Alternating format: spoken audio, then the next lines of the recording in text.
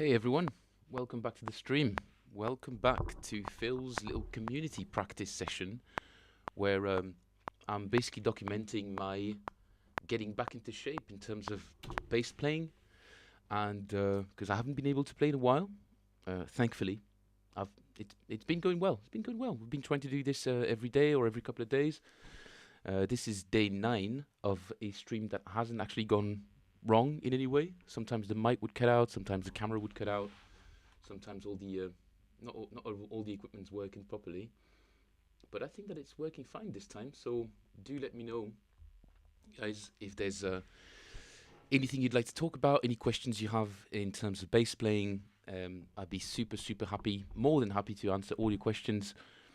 So do make yourselves known on Twitch or YouTube. All these streams, the previous streams, are available on the channel in the live section. And don't forget that I've also got a new Patreon page where you'll be able to download a bunch of things for free.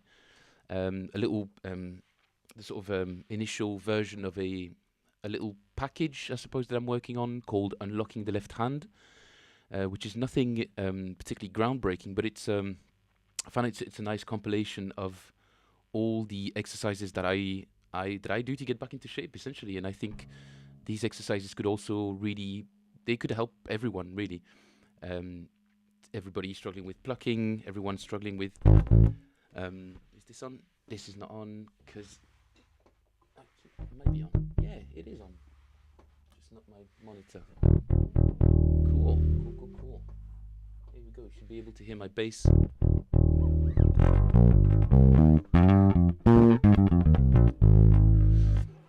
This is my Harley Benton bass, guys. It's a P bass lookalike, and I think this is the Tommen, one of their most basic models. And as a starter bass, I could not recommend it enough. It's a really good bass, and if you know how to set it up, which I'll probably do an episode on at some point in the near future. If you know how to set it up properly, i.e. the bridges, the neck, sort of how to play it properly, it's a bass that can sound actually. It's a bass that can sound really nice with just a little bit of setting up, and it did come already pretty good. So I'll just have to tune it up for my own preferences. But these are really good instruments, especially for about under £200. As I said previously, you really can't go wrong with these instruments. They're just really good for beginners. And I did do a couple of gigs with this as well with my rig, and yeah, I had no complaints. And it's a fun instrument to play because it does capture a little bit of that P bass sound without the price tag. So strongly recommend, super strongly recommend. So what are we going to do today? Let's switch to the. I will invest in a like a bass cam at some point to show you guys a little bit better, to give you guys a closer look at my right hand or my left hand, depending on what we're working on. I thought that today we could go through the regular exercises that I've been doing so far, just because I need it. So if you guys have any questions, anything you're struggling to get a similar sound, any particular exercise that you like, why is this not sounding the same? Do let me know, and I can talk a little bit more in depth about how I do it in terms of muting and all of that, because we haven't really addressed all of that. If you're more of a beginner, it can be really daunting to see me do these exercises, and all the little subtleties, i.e. mainly the muting, can be sometimes difficult to pick up on if you don't know what you're looking at and where to look at. So we'll probably do I'll probably do a stream that's a little bit more focused on that. Actually, I might just do that today, a little bit after we've done our warm-up routine. Speaking of warm-up routine, for you guys who've been here before, you know the drill. We're going to set a click. Here it'll be at 120. We're going to play on the beat. So for every click, we'll play a note. Here we go. I hope it's not too fast. and we're going to play these one finger per fret exercises, basically just like this. We're going to do 1 2 3 4 1 2 3 4 1 2 3 4 1 2 3 4, and then 4 4 3 2 1 4 3 2 1 4 3 2 1 4 3 2 1, going up in pitch, and then down in pitch,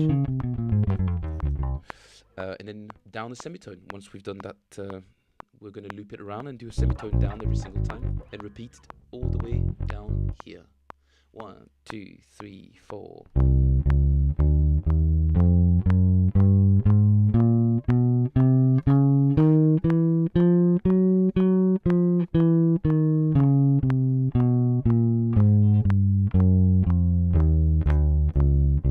Down the semitone. As per usual, some of the things to try to focus on as you become more comfortable with these exercises is to try and make the notes as long as possible, as opposed to, although it's not bad to start with that, but here, as much as possible, try to let the note rings for as long as possible until you have to play the next one. Now, where to put your fingers on the within the fret that you're in, so between the two fret wires, the two little metal strings, I think they're called, that define the boundaries of a note. We're going to try and put our fingers as close as possible to the fret wire, because that's the part of the fret that requires the least amount of pressure to get the most, sorry about that, to get the most tone.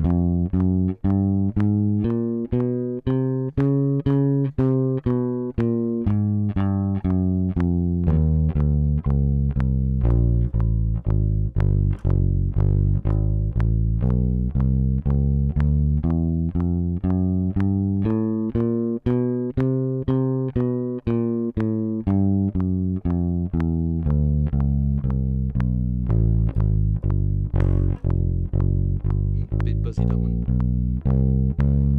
That's alright.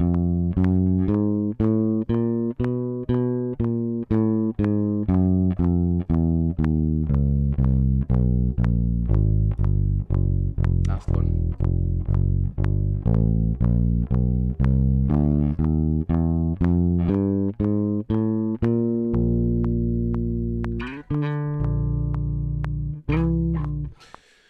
Cool. Next exercise, it's essentially the same thing, except on the way down, we're not going to go down in pitch, but we'll do the same thing and then move down the string, because this time we're going to try and hold the note, the last note we're playing, for as long as possible, but this time the fingers have to stay on top of the string that you've just played.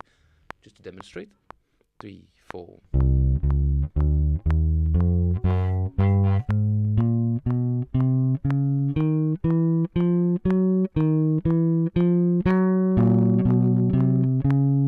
Slightly out of tune,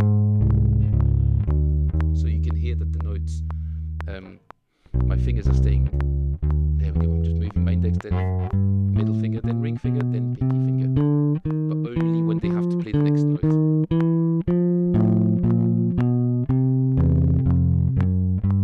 This exercise tends to hurt a little bit for beginners and sometimes intermediate players as well, or even advanced players.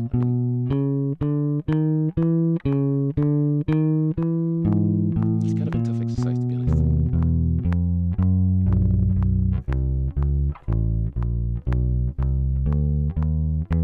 So if you're a beginner, don't beat yourself up. If you can't really play it as cleanly or neatly as I am, the point is to strive towards that.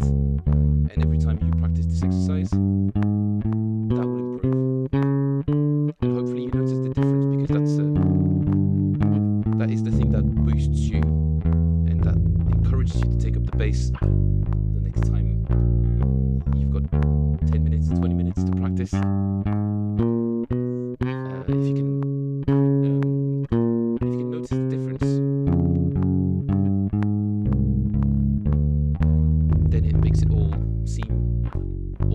worthwhile.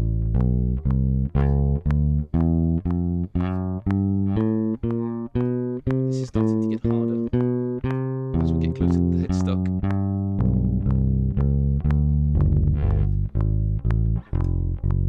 And this is a P bass neck, so it's a bit wider, and the scale is a little bit longer than the jazz bass, the thin jazz bass I'm used to. Last one.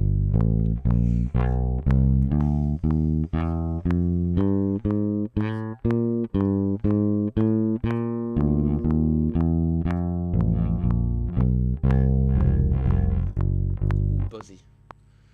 Just shake it off a little bit, and then we're just gonna do it one last time because I feel like I didn't do a good job on this one. 3, 4.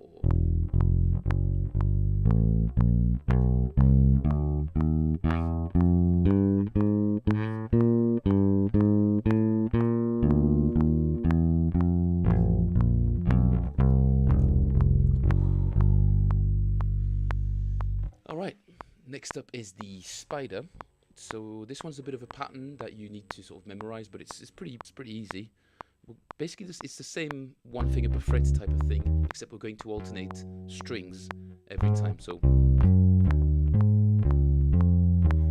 see what I'm doing? I'm doing 1 finger per fret, except every other note I play on the string just adjacent to it. So for the E string and the A string, it will be like this. To do is move, always play the E string first, but this time we're playing again the following fret in terms of numbers, just 9, 10, 11, 12, except D string. So the exact same pattern, alternating between the E string and the D string this time. 3, 4, and then, as I'm sure you've guessed,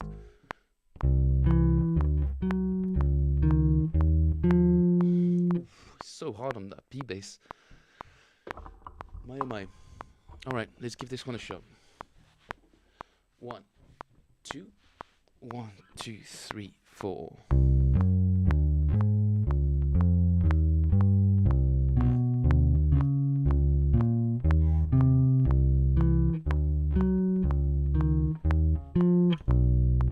Went back down again. D string, A string, and down the semitone.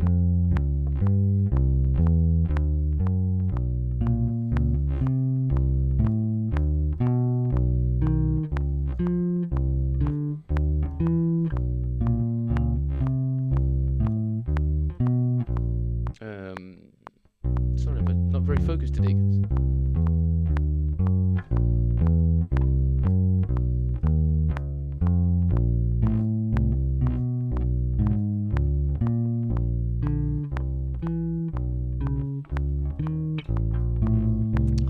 So unfocused.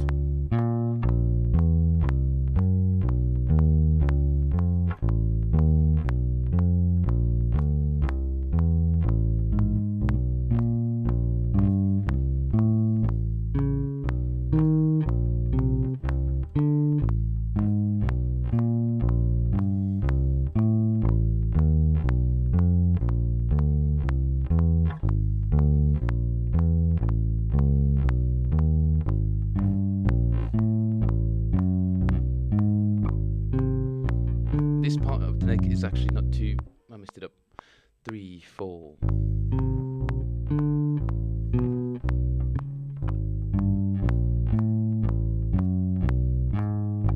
This part of the neck is not too hard. It gets a little bit harder starting now.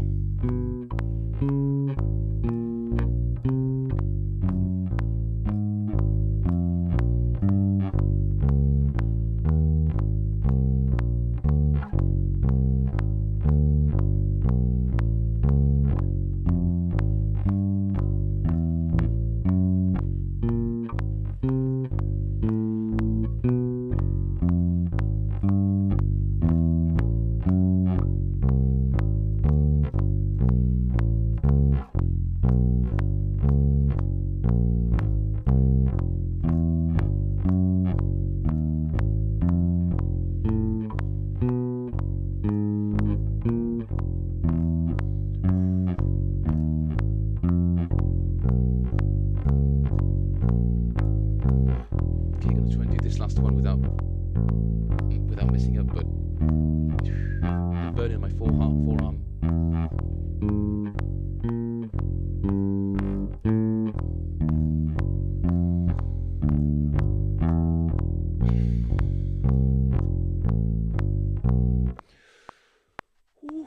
Oof, that one always hurts.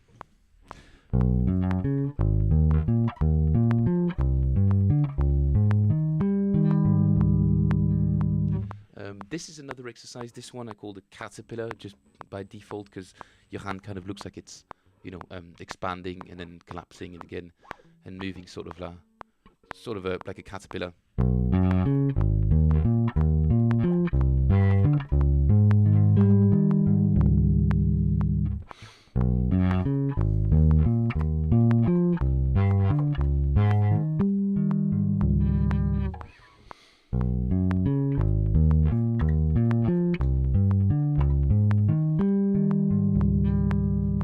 I like this exercise. It's obviously clearly 1,000 times more musical than the previous exercises, but I think it's a cool one as well, especially for that pinky there that always gets underused, which is quite, it's a shame.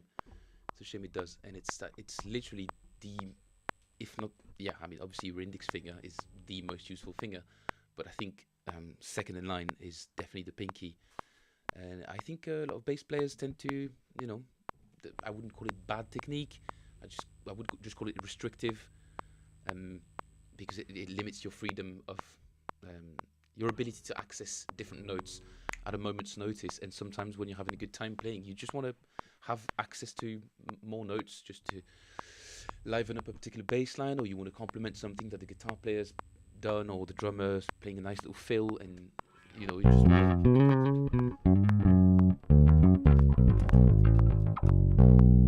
just allows you to be more responsive if your ability to reach notes is not limited by your left hand positioning and being glued to the neck. I don't know if that's a technical term, but that's kind of what it looks like. We've all seen them. Tends to be a guitar player problem when they pick up the bass, is they tend to use their fingers really close to that and just literally just cinch the neck with their thumb and the other fingers, and that's just again restricts your world of opportunities, I suppose you could say. Well, I've definitely said it, so there it is in the ether. It exists now. In terms of muting, that's I haven't really remembered or come up with any cool exercises for that, which is apart from the very obvious ones, which are to pick a random note on the neck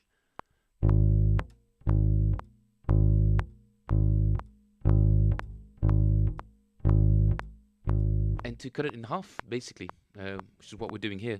1 E, and we're not cut it in half so much because we're stopping it on the next beat. Let's call it that, which allows you to have rhythmical control over the duration of the note, and super important because the duration of your notes, it's supposed to represent a certain space, a certain musical space. So if you don't have control over the duration of your notes, they're either all going to be the same or never going to be the same at all. And that's sometimes you want to let your notes ring,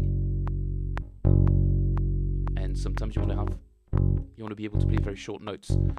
And muting techniques, super, super important. Like I always say, it's about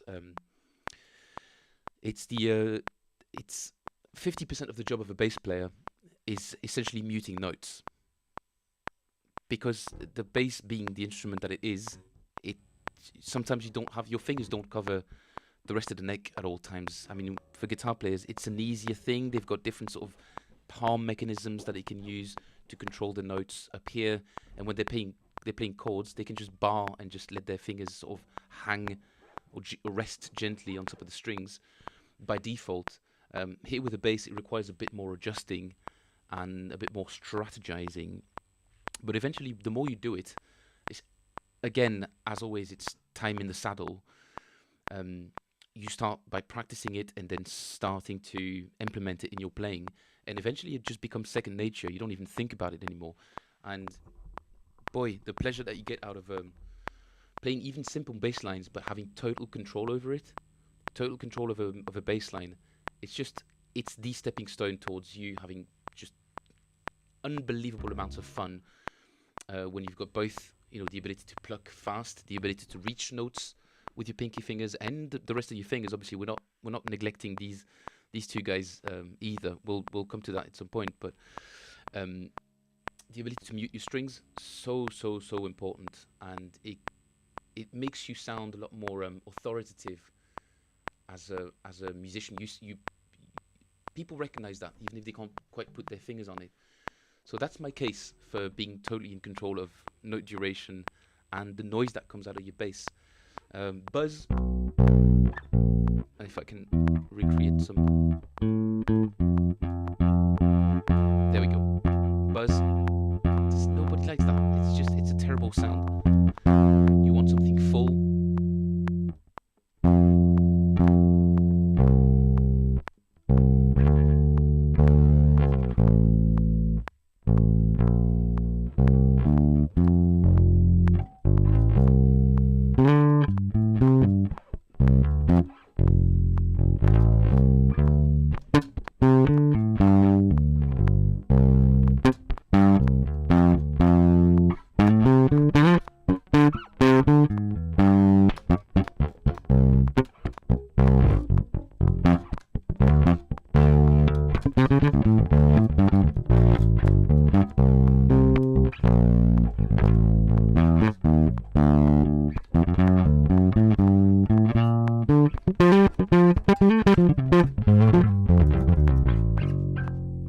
Nearly. Anyway, that's definitely something I need to cover a lot more. But if you guys have any questions, feel free to ask, man. So anything you're struggling with, any song you're trying to learn, at all, I'd love to have a listen. Probably get a copyright strike for it, but hey, that's the price of having fun. Guys, there's this tune that I just can't get enough of. Obviously, super famous tune, especially in the UK. Not so much for me back where I was from in Belgium, which was just a fantastic thing to discover all these songs and not be bored of them yet. For a lot of British people, playing function gigs and it's just like, we're going to play Never Too Much again,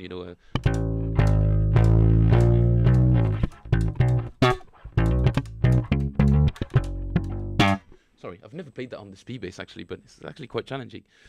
And I was like, whoa, dude, this slap bass line, you get to play slap in one of the most popular sort of love songs ever. Like, it's such a staple for weddings in the UK. It's instantly recognizable. People just get into it straight away. And for me, when I moved to the UK, I was like, bloody hell, I'm going to play that song like for every wedding. Obviously, over time, you do get a little bit tired of it. But at first, I was like, this is brilliant, man. This is insane. Such quality of, such a better quality of sort of standard function tunes. Anyway, you guys definitely know this song.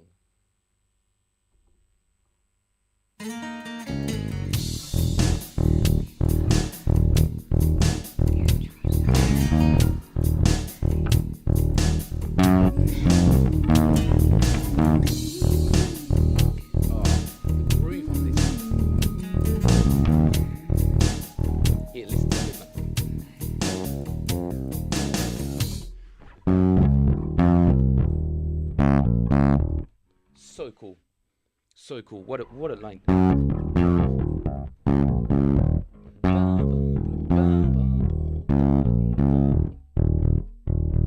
just the weight that's behind that bass line. It's just the simplest sort of shuffle.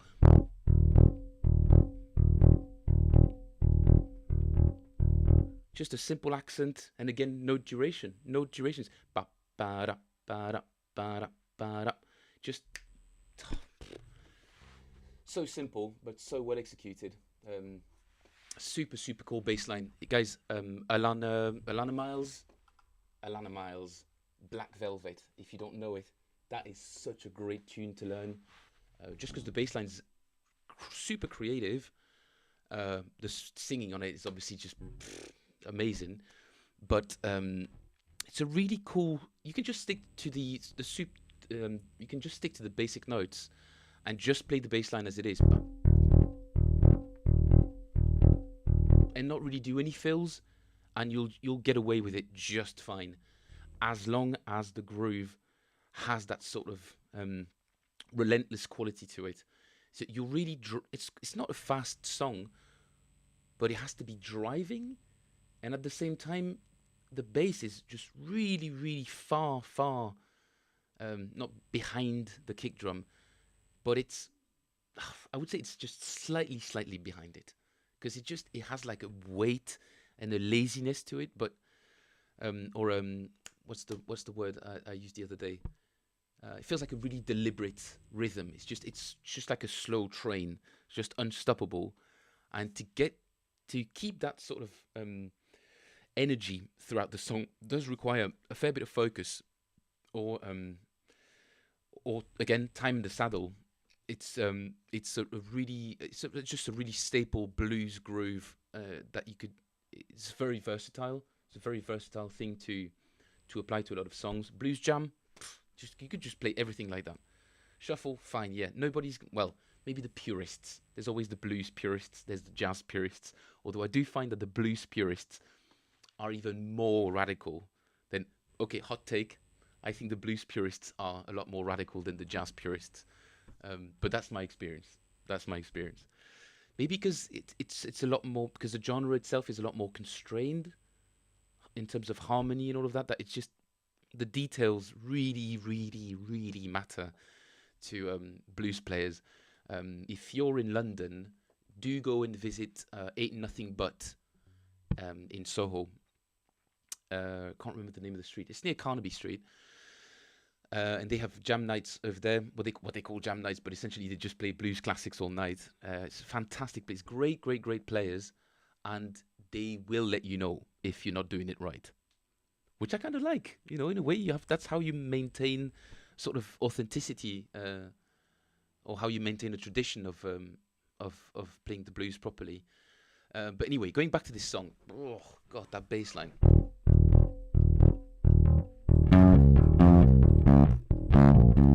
Something like that.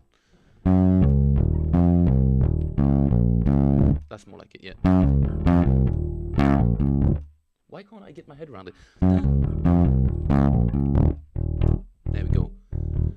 Another example of one of these tunes that has that sort of relentless, where the bass line has this sort of relentless quality, and that's definitely something that you should have in your arsenal as a bass player, is this tune, No Alibis by Eric Clapton. If you don't know it, boy, am I glad I'm introducing you to this song.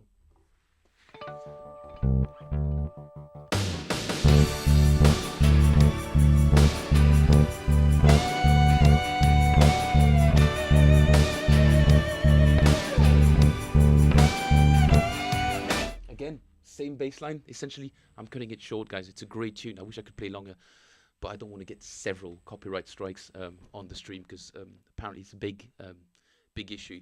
But I am providing commentary around it. I'm not just playing it for fun. I am playing it for fun, but I am providing some commentary on it.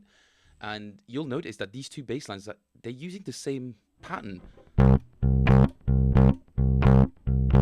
That was the first one, so except it was an E. And here we have. No, it's not exactly the same pattern. What am I talking about? No, it captures the same energy. Sorry, I suppose this is what I was trying to say. It captures the same energy, this kind of like slow bass line, but because it's played really slow and really consistently, it just gives the song kind of like, yeah, again, like that sort of train that's just cruising, at a slow speed, just whether it's swung or not. So again, another great song. So first one, Black Velvet, Alana Miles. Beautiful. Guys, learn those tracks. They'll never come up at jam sessions, or hardly ever. Maybe the singers will get the first one. We'll call the first one.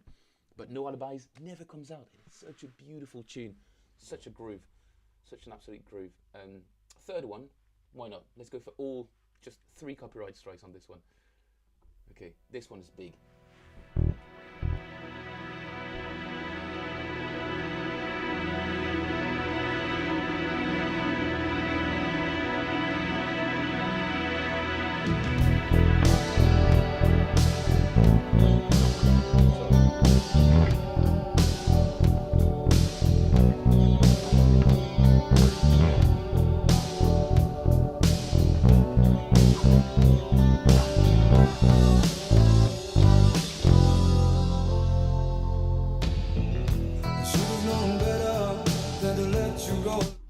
super simple bass line. I think it's a bit more. They're more like eight. They're not swung eighth notes.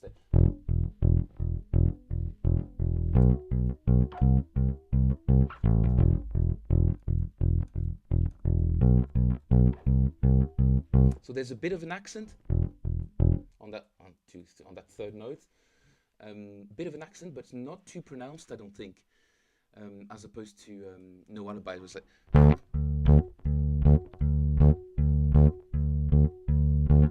You can really feel that second note is accented. By accented, if you're a beginner, then not really a musician or just curious.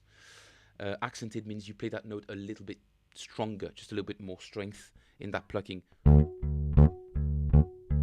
resulting in an increase in volume, in output, which is also something that you can consider when crafting your own bass lines, or you're realizing that maybe a tune that you love to play doesn't quite groove as much. Well, it could be because you're missing some accents. Usually just go with the, just listen really hard to the bass line. You do get better at it over time, but the drums are usually your best cue for that. The drummers, obviously, everything is an accent. Very basic drummers. Sorry, guys, I'm joking. Drummers, you know how much I love and respect you. You guys, we're brothers.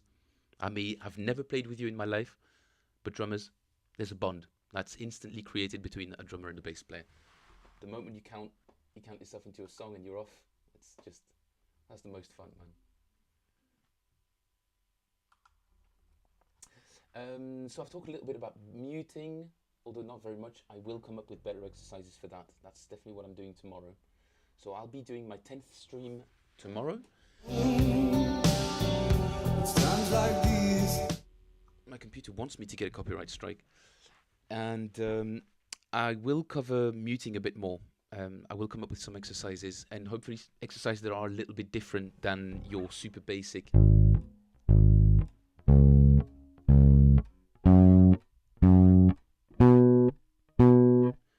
Although they're necessary, especially if you're a total beginner, it's like your first or second lesson. But I'll come up with something a bit more fun, maybe something a bit more musical. Again, it's always nicer to be able to include some musicality into your exercises, although it's not really what I've done so far with these one finger per fret exercises. But that's definitely something that makes practice a lot easier. I'm so out of tune.